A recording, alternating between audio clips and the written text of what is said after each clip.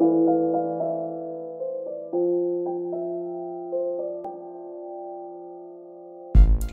Annie. And I'm Leah. And this is Lactation Business Coaching with Annie and Leah, where we talk about the smart way to create a compassionate and professional private practice. Let's dive in. Well, hey, Leah. Hey, Annie. How are you doing this week? I am good. You know, I'm always good when you ask me that question because, what am I going to do? Say, well, I'm terrible.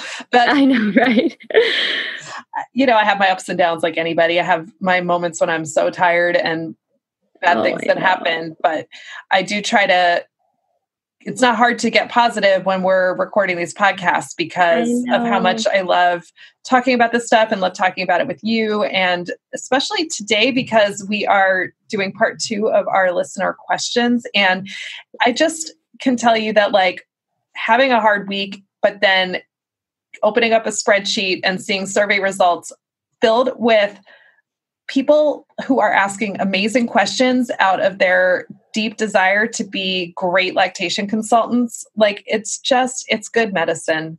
It really is. And it's such a reminder that we're all in this together. I mean, sometimes when we're in the deep dregs of day in and day out lactation work and these struggles and feeling overwhelmed with maybe too much work or not enough work, it can sure feel nice to come home to my family of LCs. That's what this feels like just coming home to my crew and we're getting to chat and talk about these things. So I love these listener questions. I can't wait till the next time we get to ask more and do more of these because this has been such a fun one to do.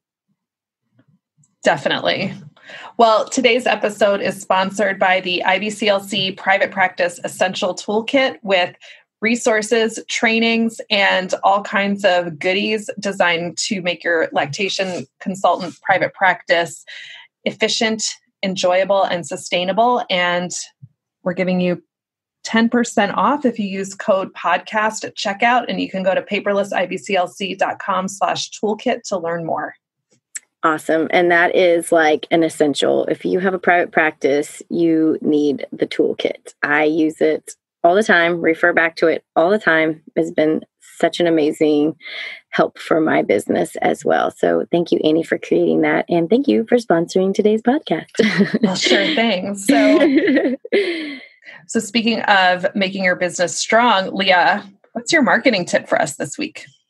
So my marketing tip is to create memes and add your logo and website to the meme and share on social media because it's a great way that it will circulate around.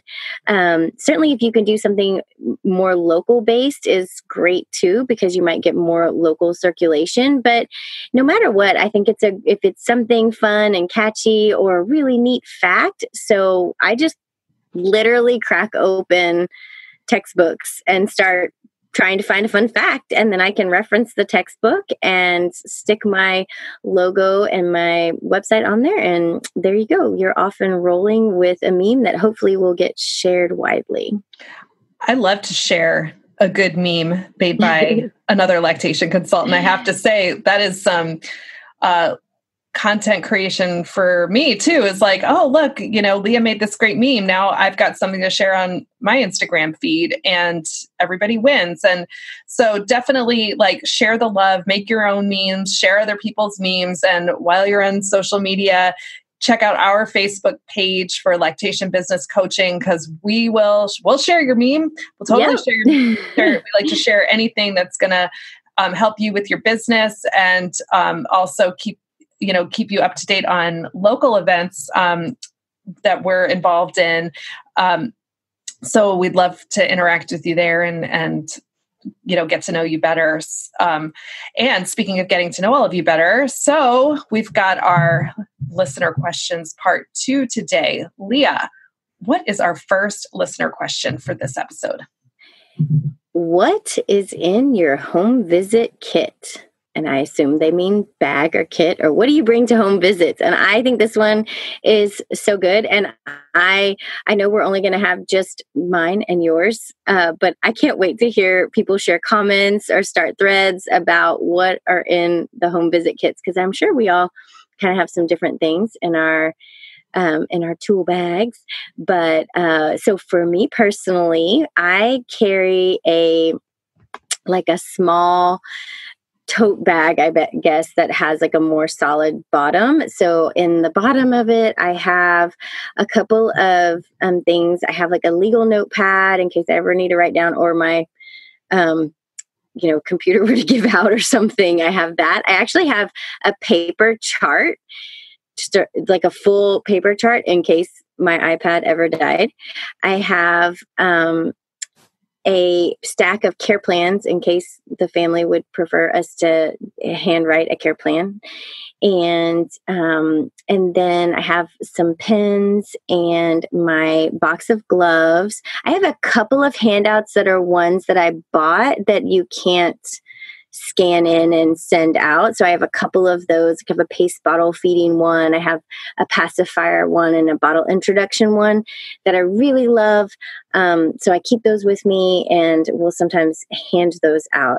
I have those same handouts and I love them. And we are going to make sure there's a link in the show notes so you can find them, because no, you cannot scan them. You can't make them PDFs. You can't attach them, and they're great. And, a lot of them have their English on one side and Spanish on the other side. Yes. Yep, that's the ones I got. So I love those. And okay, so then I have my demo boob. My colleague Heather, she found these like squishy from China stress balls that are actually a breast, but they are the best demo boob ever. And so I have my demo boob in one little, it's like got pockets all around. So I got my demo boob in one pocket.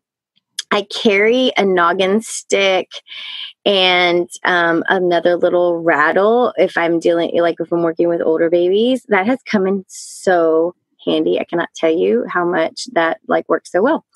And then I have, did I say my box of gloves? I have my box of gloves, kind of probably the main thing. And then I have my stethoscope. I have a little bag that has like my checkout stuff. So it has my card reader and the charger for my card reader and all that stuff is all put together. And it also has business cards in there. And, oh my goodness, I'm trying to think. I should have written down a whole list because I'm trying to go around the pockets of my bag. And then because of where I work, and I know this is different for you, I actually keep a big tote in my car that has a lot of the excess supplies. I don't carry in a million nipple shields and all this stuff. I just have it all in my tote. So I might have 1 or 2 nipple shields in my bag. I have a couple of baggies with the Mammy Vac nipple shields in them in my bag at all times. And I carry my masterclass cards with me everywhere I go so that I can. Do I. Yep, I've got that little masterclass cards on a ring. Yes. My baby doll. Yeah. Oh, yes. And my baby doll. That's the other thing. I'm there's something giant in there that I can't figure out what fills up this bag. I think that's everything that I carry in my bag. But again, I do a lot of, if I need something else, I have a big tote in my car that I carry kind of everything else that I could potentially need, because I don't like dragging around a lot of stuff in my bag with me. And oftentimes I don't need more than that. Those items right there. What do you carry? Oh, you know what? I lied. One more thing. My lactation aid setup. So the 5 French feeding tube. I carry the Medela 2.5 ounce sterile bottles in case they didn't have a bottle. I mean, that rarely happens, but I do have that an emergency backup. And one of the disposable nipples, if I was going to rig up a whole system for them. But in my car, I have a whole SNS in there. I have hand pump in my car. I have a bunch of other supplies. Okay, so what's in your bag, Amy? I have a lot of the same things as you. I've got the 5 French tubes. I've got the syringes for finger feeding. Yes, I have that too. Yeah. I have like the little tiny ones for colostrum, and I've got the larger ones that can connect to the tube. I have the curved syringes. I have a lactate and an SNS that I use just for demo purposes because honestly, I can't afford to be giving those out. They're too expensive. So I use it to just show them the setup, and then they have to buy it themselves. And I'll come back and work with them on it. But I will give out the tubes and the syringes. Those I have enough, and they're in the sterile packaging. I've got my gloves. I've got my baby doll, my masterclass card. We're going to link to the IBCLC masterclass in the show notes. It's a training that Leah and I have both done that we highly recommend. They do it several times a year. I have my demo boob. Mine is a crocheted demo boob, and I do use it all the time. My children were playing catch with it the other day. I keep my stuff in. I have at times had something in the trunk of my car just for storage, mostly like I would restock, but now I just keep everything in my bag. I have nipple shields in there. So I have like a terrible bag situation right now. I'm constantly on the hunt for a great consult bag, and I've seriously tried everything. I will like buy a new bag, like it's my job. So my scale that I have is I do bring a scale to visits. I know that in some countries that's not happening as much as it is here in the US because you've got better postpartum care for families. They get to actually see healthcare providers more than at 1 week and 2 months. So I do bring a scale with me. I've got the Marsden scale that's in a rucksack, which is great because I've also worked with a Tanita and the Medela Baby Way, and carrying a scale on one shoulder that if I have to walk 10 minutes to get back to where I park my car, it's too much. I know that some of my colleagues, they'll keep their scales. They get the big rolling suitcases for their scales. And I am just not coordinated enough apparently to navigate a big suitcase, even a small suitcase on crowded city streets. So got my scale is in the backpack because that's the biggest item I carry. And then I've got a tote bag that has all my stuff in it. But honestly, it's very hard to manage my scale in my backpack, my tote bag, and then my purse, and to get it and just walk down the streets. And I've had some like recently, just where I just felt like, and I have my coffee in my hand. Refer to last week's episode to learn more about my bad coffee habits. But I'm like juggling a million things and my car keys and my phone to find out where I'm going, walking down like crowded streets in the rain, in the snow. And it's not really my carrying situation is not working for me right now. Like it's just, I really need help there. I'm definitely open to recommendations. Like I would love to find a big backpack that could fit my scale and the stuff I want to bring to the consult. So I was looking at like softball bags and baseball bags, like for sports. And I found one that was the perfect size, but apparently baseball bags, the opening at the top is baseball bat diameter. Oh yeah. I can't fit a scale through there. So anyway, post in the comments if you know the bag for me. And also, I did have flyers in there, but I recently we only have one car in our family and my husband was using it. So I was using rideshare to get to a consult because I can't, I know, like, hats off to my colleagues in New York City who take public transportation, but get from Queens to Brooklyn, you can't do it by public transportation. Wow. I don't have all day. My babysitter costs way too much money for me to, I will save money by paying for a ride share versus the childcare that it would take me to get somewhere by train. So, sometimes they offer you water, and I always say yes to the water, unless it's Nestle water, but it's usually the Costco water. I will say though, on the whole purse situation, so what I've been doing is I just take my wallet out, and there's a little side pocket on my bag that I stick my wallet in, and then I hide my purse, and like there's nothing else in it. So even if somebody took it, it's whatever. But I just carry that. So I have that like in my bag on my work days. My wallet stays in my bag the whole time. So at least I don't have an extra bag. And I know my situation is so different because I'm driving up to people's houses or their apartments and parking like right there. So can't imagine lugging all my stuff as far as you lug. I guess your chiropractor is staying employed. Yes, I do see the because of the scale. No, it is. And no, it's bad. It's not good. And my water bottle that I got from this rideshare driver opened in my bag and melted all of my paper handouts that I have to now replace. No. And that's why my kids were tossing my demo boob around, because I took everything out of my consult bag and they're like, "What's that? This is our new favorite thing we've ever had." They're like, "It's a boob. Throw the boob." Well, you know what? My kid thought it was an onion.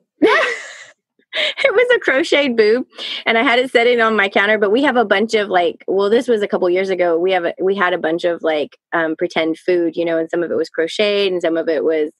And so they're like, "Why do you have an onion on your desk, Mom?" And I was like, "It's not an onion, and I don't know why you think it's an onion, but it's a boob." But that's awesome. And we need to really work on. Maybe we need to have a whole a whole show just about the ins and outs and life hacks of consults, because it definitely sounds like we all need everybody's help for sure. Definitely. So we're going to move on to the next question. So speaking of home visits, we talk a lot about home visits, and thank you to the listener who said, "I love the episode about home visits.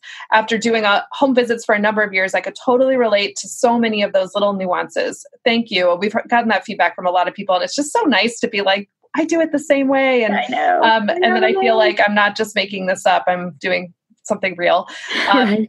So this listener says, "I've recently begun working in a pediatric office and I'm learning how to make those consults more efficient. I would love to hear Leah walk us through a typical office consult. And so would I, because I don't do one, but it's my dream to have an office one day." So maybe you could tell us what makes office consults different. And because I do see a lot of people having their office consults are shorter than the home visits. So what makes that difference? And y'all are all going to cringe because you're going to think I'm crazy. But in our pediatric clinic, we do 1 hour initial visits and 45-minute follow-up visits. So I know y'all are all going, "How could you ever do a full visit?" Let me reassure you first that rarely do we ever see a family one time. So that it's basically like we're doing probably what we always do, but we're doing it broken out in multiple visits. So most of the time we're seeing families 2 to 3 times. So if that helps anybody, because whenever I say that, people are like, "There's no way you could ever do a full visit." No, and then there's a lot of structure around what we do. So I have people come in that have already put all demographic information, like everything's already in my computer, ready to go. I don't have to review a whole lot of did they put this in? Did they put that in? Did they sign the consent? Somebody else is worrying about all of that stuff. So that, takes some time off. And also the environment's all set up for me to be very efficient. So I have, I don't have to go set up a scale. I don't have to find a place that we're going to meet. I don't have to make sure the mom has what she needs. So there are some things just with the structure of how an office visit is set up that makes it much more efficient. And then, so right when we get into the visit, I usually try to get the history of, and I have kind of a really structured approach when it's in my office, because we're not going to have those nuances of well, where would you like to meet? Oh, you have a beautiful home. I love this picture. Those little things you don't do as much. But I definitely greet the family and try to connect with them in some way. I usually ask "Oh, is this first baby for you? It's so exciting. You guys got out of the house safely and made it here. That's a great first step as a parent," just things like that to get them welcome. And then, so I go right into, I let the family know how the consult's going to run. So I'll tell them, first, I'm going to get just some health history for you, Mom, just what's happened in the past, prior to pregnancy, during the pregnancy, the delivery, and then we'll talk about breastfeeding since then. So that I just have my own little script, and then I just start going down my questions. Bam, bam, bam. I have pretty structured questions in my template on their EHR. So it's really nice because I can just go through really quickly. And then we can jump right into the breastfeeding. And usually once that starts, when I start hearing about that, then I'll have whoever the support person is with the breastfeeding parent, the support person, I'll ask them to start getting the baby undressed. We have a little changing table in the room. So while the breastfeeding parent and I are still talking, then the support person will be getting the baby undressed down to just a clean diaper. And that usually takes just a couple minutes, and then the baby's ready to eat. So we go out, we weigh them, I get their weight put in, and then we start working on whatever issue there is. So if it's latching or milk transfer, whatever the issues are. And so it's really quite efficient. The longest thing is like the feeding time. So I think that can be where the challenge is, but I know that I can get all that first part done in like 15 or so minutes. And so I have like 45 minutes. And if the feedings are taking 45 minutes or more to get done, then I know that might be a red flag that the baby's not being so efficient. So it actually helps me a little bit too, because sometimes in a home visit, I feel like time just kind of goes away. And next thing I know, I'm like, we've been doing this for a really long time. I have to be more mindful. So I think it's just the structured environment really helps as well. And then on the follow-up visits, we already have all that history there, and we're able to just like kind of pop back into right where we were last time. So that's how I make it work. I know it seems, if you've only ever done home visits, it seems completely insane that you could do a visit in an hour. But please know that we see them multiple times. So usually they'll come back within 3 or 4 days, usually the same week. We see them 2 times in the same week for almost everybody that we see there. So that's really great because we kind of break it up for the family as well and get to check in on them. But I love my office visits, and it's super efficient. We see usually like eight families a day when we're in the office. So, and we're there 5 days a week now. Wow. Yeah, it's busy. My personal dream is I would love to get to where I'm doing initial visits, our home visits, and then all follow-up is happening in an office. But I don't know that when that would happen. My kids will have to be a lot bigger. And, but for me to even think about that, but to carve out 1 day a week where I'm like definitely going to be in a place is kind of hard to think about. But I am drawn to that. But, as you said, in our episode on home visits, like home visits, they have your heart for a reason because they are just so special. And it is something that I just wish, more healthcare was like what can happen during a home visit. Yeah.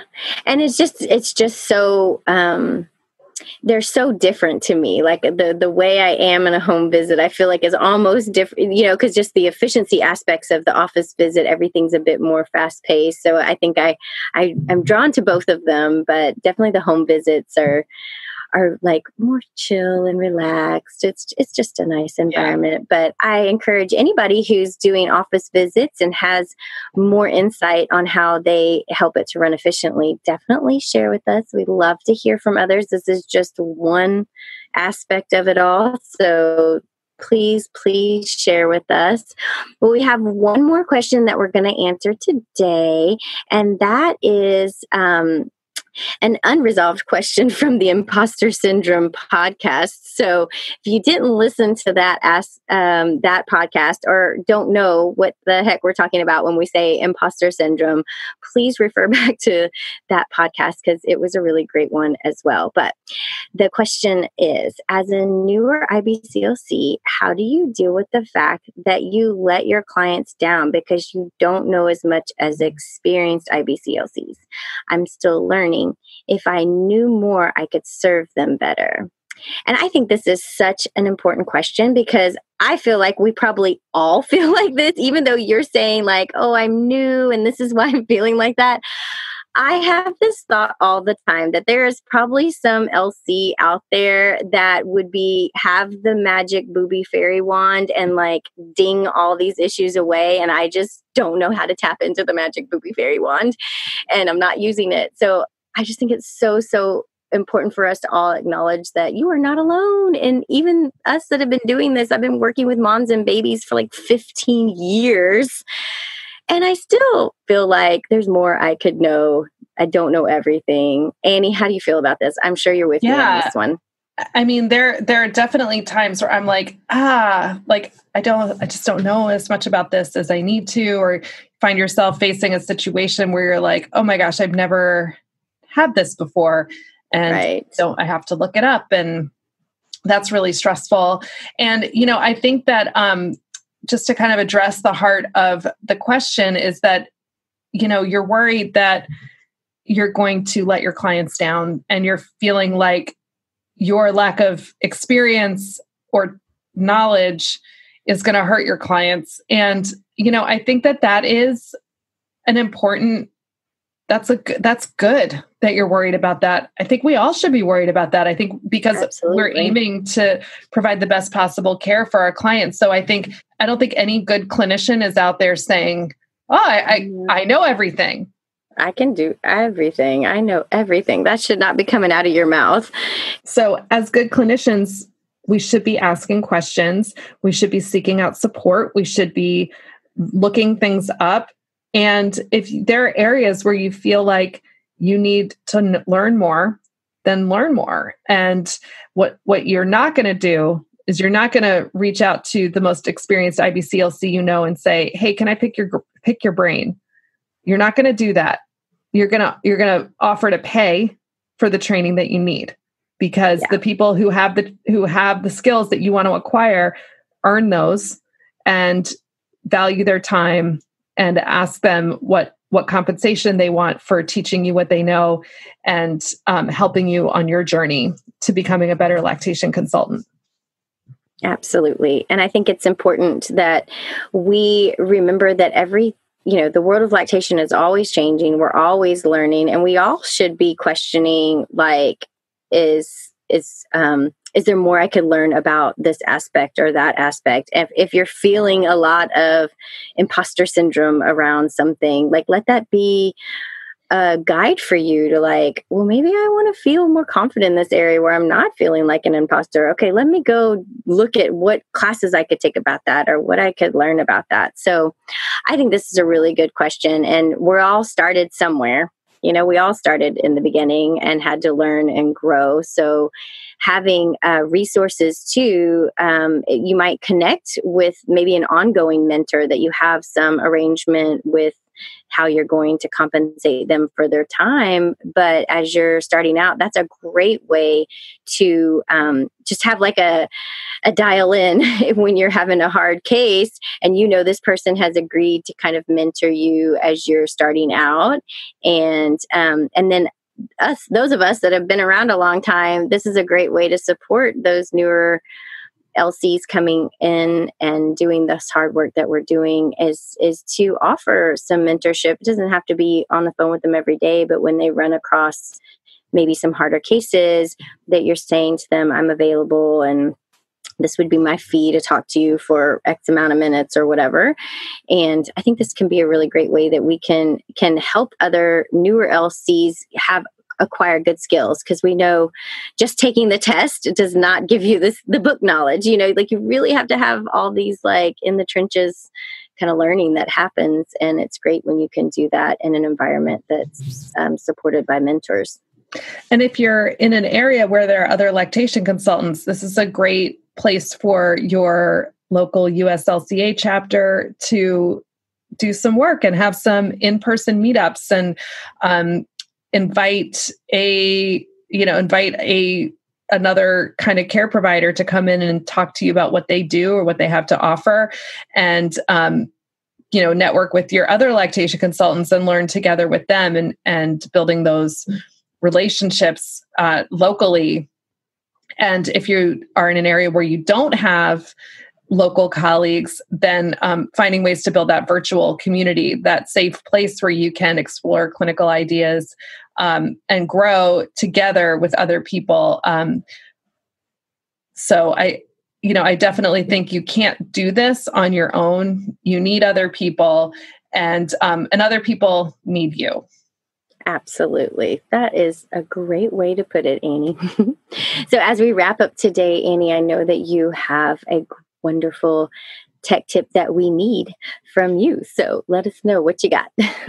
So my tech tip is more like on the mechanical side of things. If you are using a scale in your practice, I just want to have you put a reminder in whatever kind of system you have to get your scale calibrated regularly, sending it into a licensed company that will do scale calibrations to make sure it's working properly. They'll put a sticker on it that says it was calibrated, and to just not let that fall by the wayside, because if you are using scales to do weighted feeds, and if that's an important part of your clinical process, you want to make sure your scale is doing what you are saying that it does, and that you're not working off of faulty information. So when you're looking for a scale calibration service, you want to look for a company that is licensed. Definitely check the reviews and make sure they're familiar with how your scale works. I went through the process recently. It was terrifying to send my baby away. I know it feels like you're sending away this like precious bag of gold. Like, don't hurt my baby. It came back and it was fine. I know. Would you believe this? I dropped my scale, and I had to send it into, it's a Medela scale. And so I had to send it all the way in. They kept it for a whole month. So I had to rent another scale while it was gone. But the crazy thing is, it was still, I have a calibration tool that I check my scales on. And it's a certified weight that I do checking. Now I can't do calibration because I need 2 of them, and I don't want to buy 2 of them, but it was still reading right, and so, which was crazy because I could see that it was not right, and but I still sent it in. So you just don't want to just trust it like, it's fine. It doesn't look too banged up. You really want to make sure that our tools that we're using, that we're saying are legitimate tools, are actually calibrated and being used in the recommended way. And everybody is going to drop something, and I know. I was so sad when I dropped it. I was like, no. Luckily, I was because I was going into a visit, and I was like, oh my gosh, I can't use the scale now. But right around the corner, just pure luck, was the place that I know rents scale. So I literally called the client. I'm like, I'm going to be 15 minutes late. I had an issue with my scale. And I ran around the corner. I rented a scale, ran back to the client, and still made it out on time. Yay. Well done. Well done. It was pure luck. Oh, well, it's been so great talking to you again today, Annie, and getting to answer these fun listener questions. I can't wait till our next round of this. So stay tuned, guys, so that you guys will hear when we're going to be calling out for more listener questions. So I'm sure these questions have sparked more questions and things or topics that you would like to hear Annie and I talk about. And so stay tuned. We'll make sure that we get that announcement out to you. But it's been great talking with you today, Annie. Great talking with you too, Leah. Have a great week. You too. Bye. Thanks for listening to Lactation Business Coaching with Annie and Leah. If you like this podcast, please leave us a rating or review on iTunes, Stitcher, Spotify, wherever you're listening right now. And don't forget to hit that subscribe button so you never miss an episode.